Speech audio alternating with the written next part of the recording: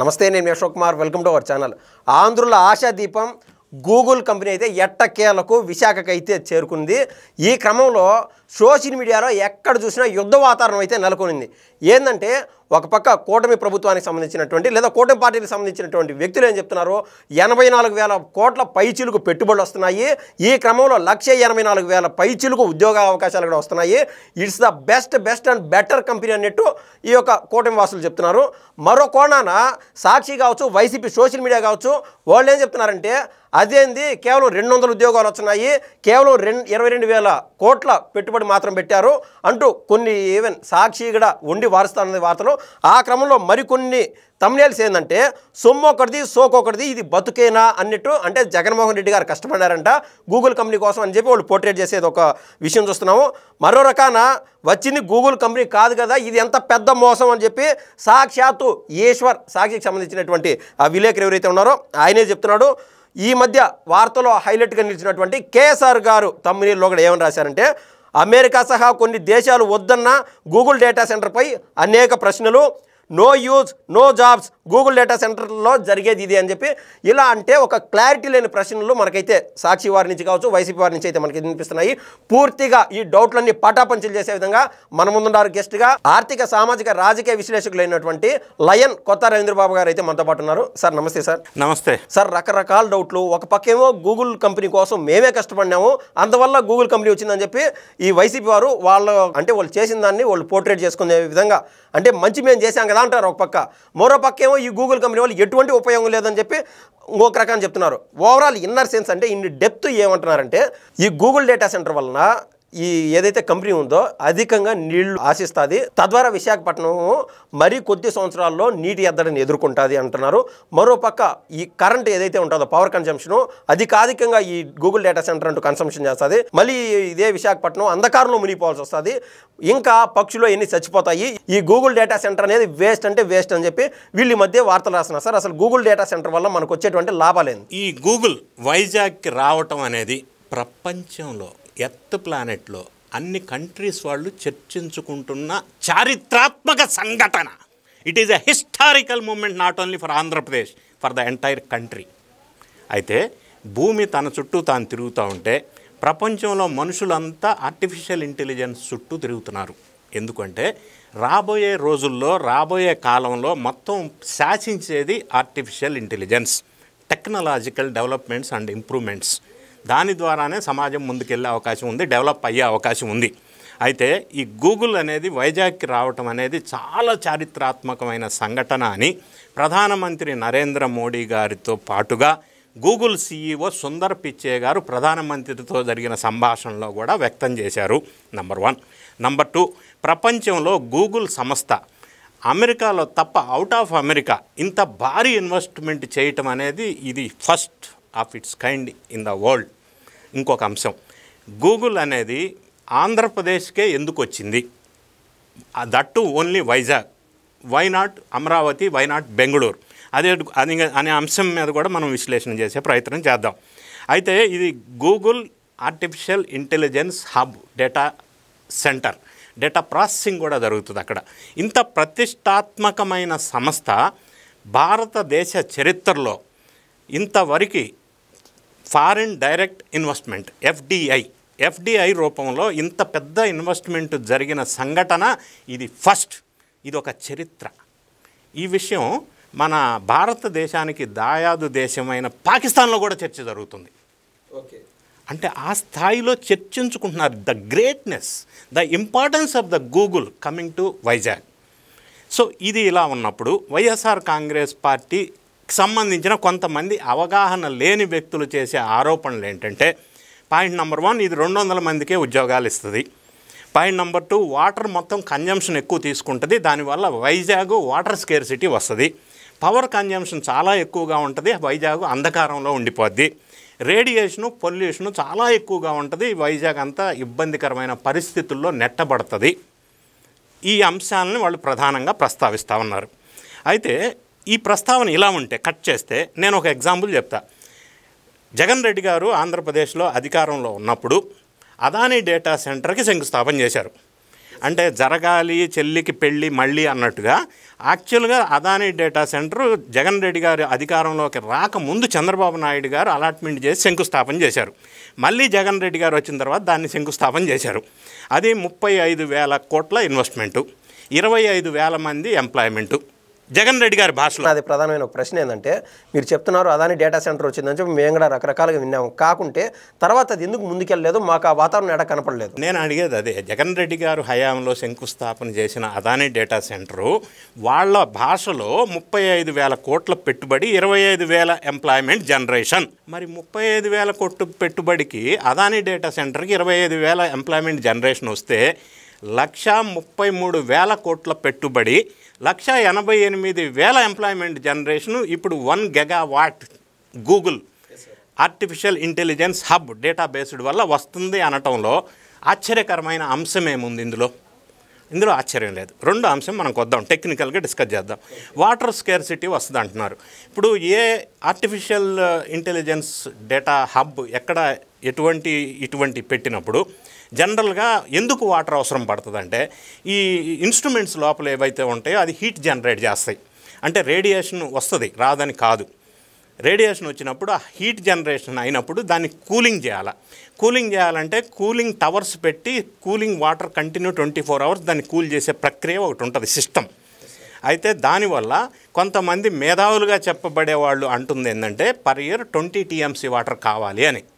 అయితే నేను అనేది ఏంటంటే, నేను టెక్నికల్ డీటెయిల్డ్ ప్రాజెక్ట్ రిపోర్ట్ అంతా స్టడీ చేసిన మీదట నాకు అర్థమైంది ఏంటంటే, టెక్నాలజికల్ డెవలప్మెంట్ అనేది డే టు డే ఇంప్రూవ్ అయిపోయింది భారతదేశంలో, ప్రపంచం అంతటా కూడా. పూర్వకాలంలో నేను చిన్నప్పుడు కూలింగ్ టవర్స్ పెట్టి కూలింగ్ సిస్టమ్ పెట్టి ఈ కూలింగ్ సిస్టమ్ ఏర్పాటు చేసేవాళ్ళు. ఇప్పుడు ఈ clean energy, green energy, sustainable eco development system ద్వారా ఈ టెక్నాలజికల్ ఇంప్రూవ్మెంట్స్ రావటం వల్ల ఈ డేటా సెంటర్కి 0.19 TMC పర్ ఇయర్ కన్జంప్షన్ మాత్రమే. 0.19 అంటే ఈవెన్ 1 TMC కూడా కాదు, దాంట్లో అర్థం కూడా కాదు. చాలా తక్కువ అమౌంట్లో వాటర్ కన్జంప్షన్ చేసి రీసైకిల్, రీయూస్, రీయూటిలైజ్ అనే కాన్సెప్ట్తో వీళ్ళు సస్టైనబుల్ మార్గంలో ముందుకెళ్తా ఉన్నారు, ఎకో సిస్టంలో మెయింటైన్ చేస్తూ. నెంబర్ 1. నెంబర్ 2, మిగతా కామెంట్ ఏంటంటే పవర్ జనరేషన్ ఎక్కువ కావాలి, దానికి పవర్ కన్జంప్షన్ ఎక్కువ ఉంటుందని. ఎస్, పవర్ కన్జంప్షన్ ఎక్కువ ఉండే మాట వాస్తవమే. అయితే ఇప్పుడు proposed 1 GW mega AI hub ఏదైతే ఉందో దానికి 1000 MW కరెంటు కావాలి. 1000 MW అంటే వైజాగ్ మొత్తం 1000 MW వాడుతుంది, దీనికి 1000 MW వెళ్తే ఇక్కడ ప్రాబ్లం అవుతుంది అని వాళ్ళు అంటున్న కామెంట్. నేనేమంటానంటే, ఆంధ్రప్రదేశ్లో installed power generation capacity 18,000 MW, దీనికి కావాల్సింది 1,000 MW. నెంబర్ 1. నెంబర్ 2, ఈ 18,000 MW present Andhra Pradesh installed power capacity by 2030 31,000 MWకి వెళ్తుంది. దాంతో పోలిస్తే ఇప్పుడు దీనికి ఇస్తున్నటువంటి పవర్ ఏదైతే ఉందో అది 1 MW అనేది ఎక్కువ కాదు, తక్కువ. రెండోది, ఈ డేటా సెంటర్ ఏర్పాటు సిస్టమ్ ఎట్లా ఉంటుందంటే, మన డొమెస్టిక్ గ్రిడ్ నుంచి వీళ్ళు పవర్ కన్జ్యూమ్ చేసుకోరు. ఇది క్లీన్ ఎనర్జీ అంటే విండ్ పవరు, ఈ సోలార్ పవరు, ఇటువంటి రెన్యూవబుల్ ఎనర్జీ ద్వారా వాళ్ళు సొంతగా ఎస్టాబ్లిష్ చేసుకున్నటువంటి పవర్ సిస్టమ్ నుంచి వాళ్ళు సపరేట్ గ్రిడ్ ఉంటుంది, దాని నుంచి పవర్ తీసుకుంటారు. ఎస్ సార్, ఇక్కడ మనకు వినిపించేటువంటి విమర్శ ఏంటంటే, ఈ మొత్తం ఈ పవర్ కోసం పెట్టేటువంటి పెట్టుబడి మొత్తం ప్రభుత్వం వెచ్చిస్తుంది, ఈ గూగుల్ డేటా వాళ్ళు ఏం వెచ్చించట్లేదు అంటున్నారు. అంటే గూగుల్ డేటా వాళ్ళకి సంబంధించి మేము దాదాపు 10% పైన ఈ పవర్ కన్సంప్షన్ కోసం మేము కూడా పెట్టుబడులు పెడుతున్నాం అన్నట్టు వాళ్ళ నుంచి వినిపిస్తున్నటువంటి వాదన. ఇక్కడ 2 అంశాలు. గూగుల్ కంపెనీ వైజాగ్కి రాకూడదు అనే దురుద్దేశంతో కుట్ర చేసి వైఎస్ఆర్ కాంగ్రెస్ పార్టీకి సంబంధించిన నేతలు కోర్టులో పిటిషన్ వేశారు. పిటిషన్ వేసిన వ్యక్తి చనిపోయిన వ్యక్తి లేడు, ఆ చనిపోయిన వ్యక్తి పేరుతో పిటిషన్ వేశారు, ఈ ల్యాండ్ ఇవ్వద్దు అని. ఈ పర్టికులర్ గూగుల్కి 500 acres ఇచ్చారు. గతంలో అదాని మనం చెప్పుకున్నాం, దానికి 132 acres ఇచ్చారు. ఇక 2 అంశం, మీరు రాయితీల గురించి ప్రస్తావించారు. రాయితీలు ఇవ్వకుండా ఏ రాష్ట్రానికి ఏ ఫారిన్ డైరెక్ట్ ఇన్వెస్ట్మెంటు లేదా ఏ ఇన్వెస్టరు లేదా ఏ ఇండస్ట్రీ రాదు. ఈ మాట నేను అంటలా, హైకోర్టు వాళ్ళు వ్యాఖ్యానించారు. ఇన్వెస్ట్మెంట్స్ రావాలంటే రాయితీలు ఇవ్వాల్సిన అవసరం ఉంటుంది, కాంపిటీషన్లో ఉంది కదా. కాంపిటీషన్లో ఉన్నప్పుడు ఇన్వెస్ట్మెంట్స్ని ఆకర్షించాలా, ఉద్యోగ ఉపాధి అవకాశాలు పెరగాలి అంటే రాయితీలు ఇవ్వాలా, ఇస్తే తప్పేంటి, కోర్టు వ్యాఖ్యానించిన వ్యాఖ్యలు. 2 అంశం, ఈ మధ్యకాలంలో నారా లోకేష్ గారు ఒక ట్వీట్ చేయటం వల్ల పక్కనున్న కర్ణాటక రాష్ట్రం వర్సెస్ ఆంధ్రప్రదేశ్ రాష్ట్రం హీటెక్కినాయి రాజకీయాలు. సార్ బట్ దానికి మునుపు వాళ్ళు కదా సార్ మొదలుపెట్టింది, చర్యకు ప్రతి చర్య ఎప్పుడు ఉంటుంది అన్నట్లు. అంటే ఈ హీటెక్కిన రాజకీయంలో ప్రధానమైన కోణం ఏంటంటే, మీరు అడిగిన క్వశ్చన్కి ఆన్సర్ అక్కడి నుంచి వస్తాను నేను. సో కర్ణాటక ప్రభుత్వం అలిగేషన్ ఏంటంటే, ఎందుకు ఈ గూగుల్ ప్రతిష్టాత్మకమైన సంస్థ ఆంధ్రప్రదేశ్కి వచ్చిందంటే, వాళ్ళు ప్రోత్సాహాలు రాయితీలు బాగా ఇచ్చారు అందుకే వెళ్ళింది అన్నారు. ప్రోత్సాహాలు రాయితీలు ఇవ్వకపోతే ఇండస్ట్రీస్ ఇన్వెస్ట్మెంట్స్ రాకపోతే ఉద్యోగ ఉపాధి అవకాశాలు జరగకపోతే స్టేట్ రెవెన్యూ పెరగదు ఒకటి. రెండోది, దీనికి రాయితీలు ఇచ్చిన మాట నిజం, 22,000 కోట్లు రాయితీలు ఇచ్చారు నంబర్ 1. నంబర్ 2, స్టేట్ జిఎస్టీలో 100% రీయింబర్స్మెంట్. నంబర్ 3, ఎలక్ట్రిసిటీ వాటర్లో 25% రిబేట్.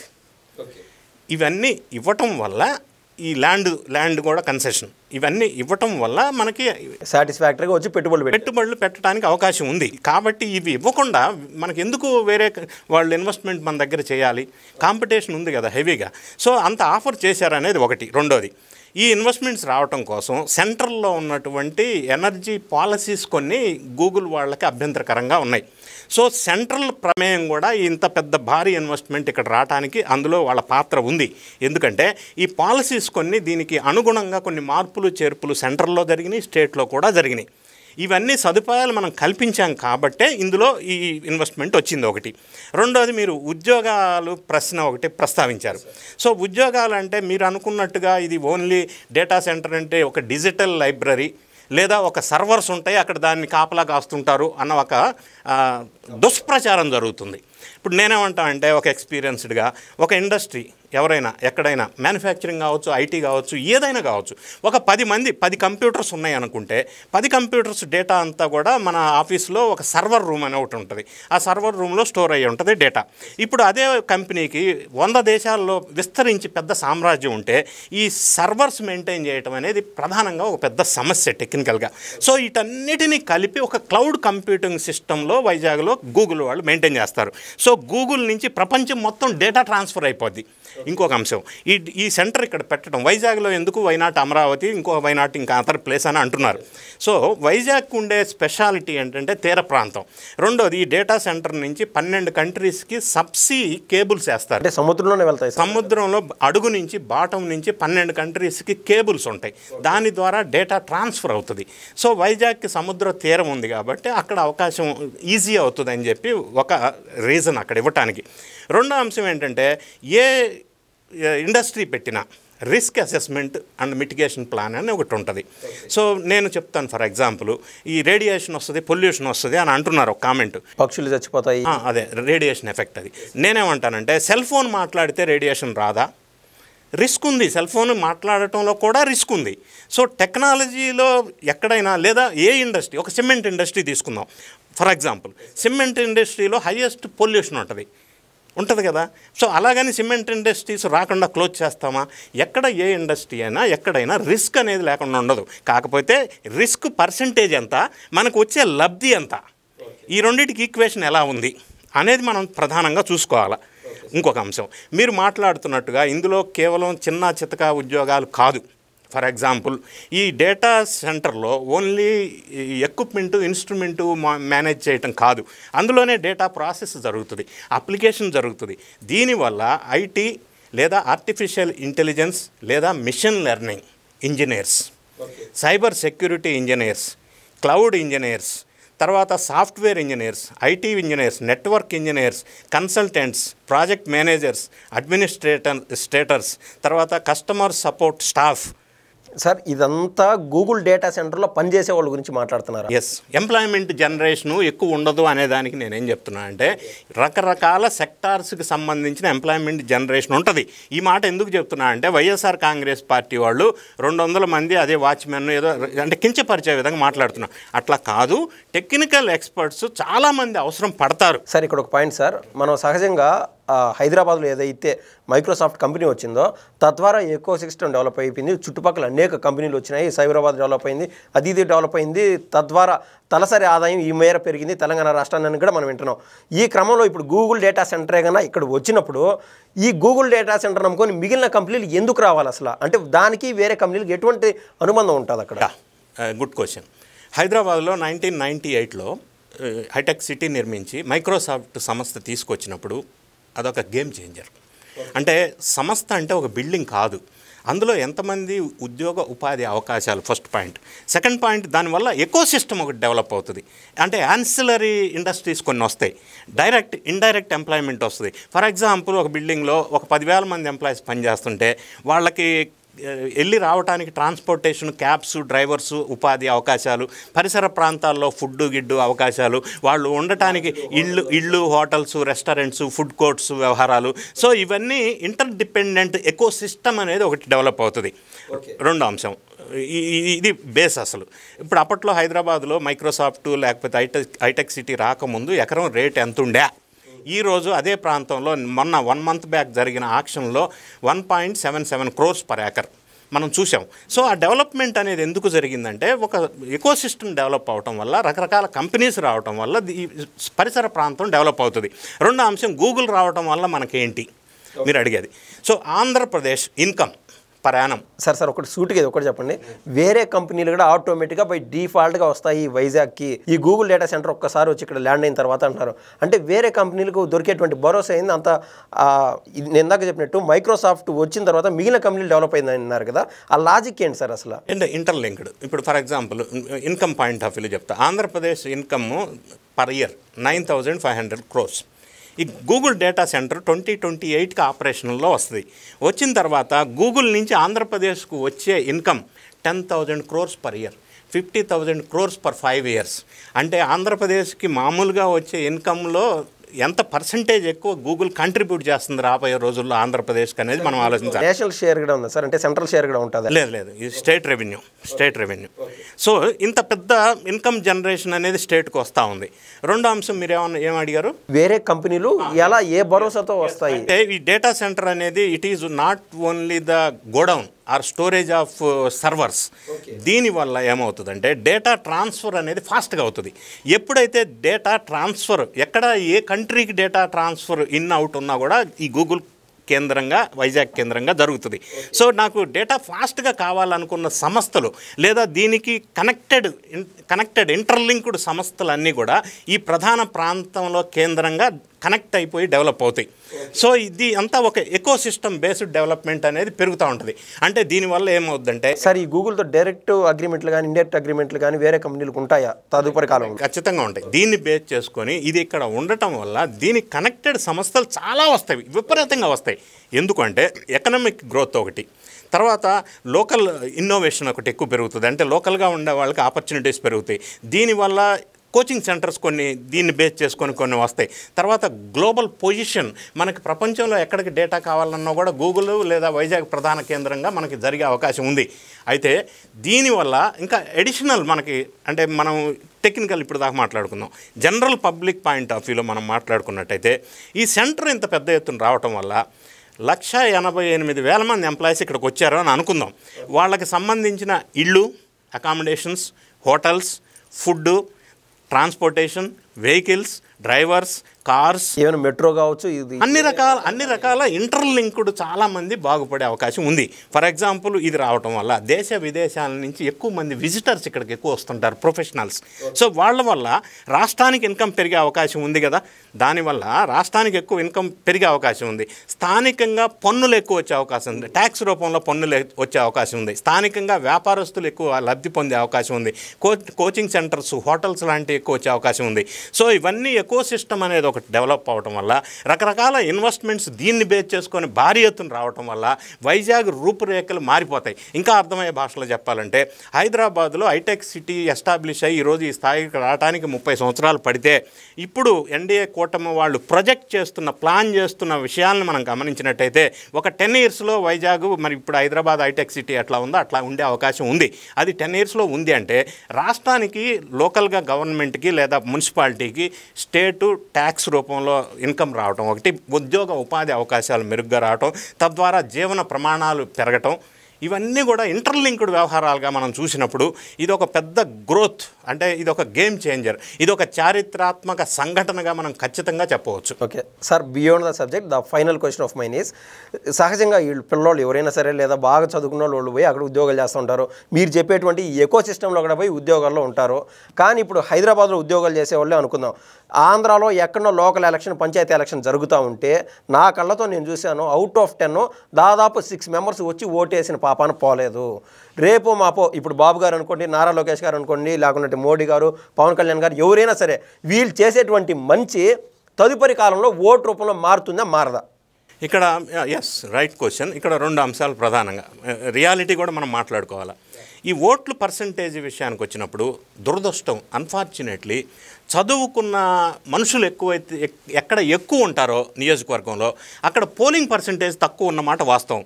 ఎక్కడైతే చదువుకున్న వాళ్ళు తక్కువ ఉంటారో రూరల్ ఏరియాస్లో పోలింగ్ పర్సంటేజ్ ఎక్కువ ఉంటుంది. ఎందుకు అంటే రకరకాల రీజన్స్. ఎందుకంటే ఈ చదువుకున్న సెగ్మెంట్, ఎంప్లాయీస్ సెగ్మెంట్లో ఏంటంటే ఆ రోజు సెలవిస్తారు, ఎంజాయ్ చేసామా వెళ్ళిపోయామా, అదే ఆ రకమైన దృక్పథం ఉంది. అది పోవాల్సిన అవసరం ఉంది. గతంలో మనం చాలా సంవత్సరాల నుంచి ఎడ్యుకేట్ చేయడానికి ప్రయత్నం చేసినా కూడా అది ఒకటి ఉంది, నెంబర్ 1. నెంబర్ 2, ఇందులో ఇంకొక అంశం మనం ప్రధానంగా మీరు అడిగిన క్వశ్చన్కి, ఈ ఉద్యోగ ఉపాధి అవకాశాలు ఎక్కువగా ఎవరైతే లబ్ధి పొందుతారో వాళ్ళు ఏంటంటే వాళ్ళ ఊరు వెళ్ళి ఓటు ఎక్కడుంటే అక్కడికి స్వతంత్రంగా, అంటే వాలంటరీగా వెళ్ళి ఓటు వినియోగించుకొని వాళ్ళు రెసిప్రోకల్, అంటే నాకు ఇంత ఉపాధి ఉద్యోగ అవకాశాలు దొరికినాయి కాబట్టి నేను ఓటు వేయాల్సిందే అని పట్టుబట్టే యువత కూడా ఉంటారు. ఫర్ ఎగ్జాంపుల్ హైదరాబాద్లో ఐటీ ఎంప్లాయీస్ చాలామంది ఉన్నారు, 10 లక్షల మంది అంచనా ప్రకారం. అందులో majority of the people coming from Andhra Pradesh.